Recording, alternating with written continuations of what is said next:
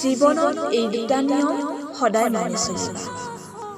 বন্ধু যদি সুখত আছে বিনা নিমন্ত্ৰণত কেতিয়াও নাযাবা, আৰু বন্ধু যদি বিপদত পৰিছে তেন্তে তেওঁ মতালৈ অপেক্ষা কৰি নাথাকিবা। কাৰোবাৰ অন্তৰত ইমান গভীৰলৈ প্ৰৱেশ কৰিব নালাগে যাতে তেওঁ উলিয়াই দিলে আশ্ৰয়হীন হ'ব লগা হয়। অলপ দুখকে দুখ বুলি ভাবি নল'ব। ভৱিষ্যতৰ বিষয়েও বেছি নাভাবিব। মনত ৰাখিব, বুদ্ধিমান লোকে সদায় বৰ্তমান সময় অনুসৰিহে চলিব বিচাৰে। এইখনেই দুনিয়া হয় ভাই। অকলে কান্দি থাকিলে কাৰণটো সুধিবলৈ মানুহৰ অভাৱ হয়। অকলে হাঁহি চোৱাচোন, পাগল সজাবলৈ সকলোৱে দৌৰি আহিব।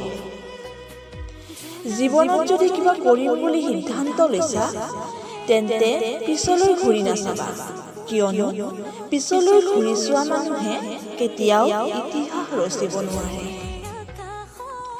যি ব্যক্তিয়ে স্পষ্ট, সত্য আৰু চিধাকৈ কথাবোৰ কয় তেনে ব্যক্তিৰ কথাবোৰ হয়তো শুনিবলৈ তিক্ত অথবা অপ্ৰিয় হ'ব পাৰে, কিন্তু কেতিয়াও কাকো প্ৰতাৰণা নকৰে।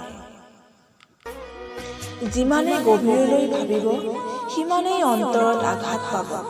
গতিকে যি হৈছে হ'বলৈ দিয়ক। ওপৰত এজন আছে, তেওঁৱেই সকলোৰে হিচাপ ৰাখে।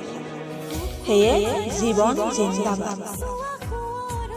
মুখত হাঁহি দেখিলেই বহুতেই ভাবি লয় সুখত আছো বুলি, কিন্তু বাস্তৱত কেনে আছো সেইটো কোনেও উপলব্ধি কৰিবই নোৱাৰে। জীৱনৰ লগত যুঁজ কৰি ভালেই লাগিছে মোৰ। জীৱনে মোক জিকিব দিয়া নাই, আৰু ময়ো জীৱনৰ ওচৰত হাৰ মনা নাই।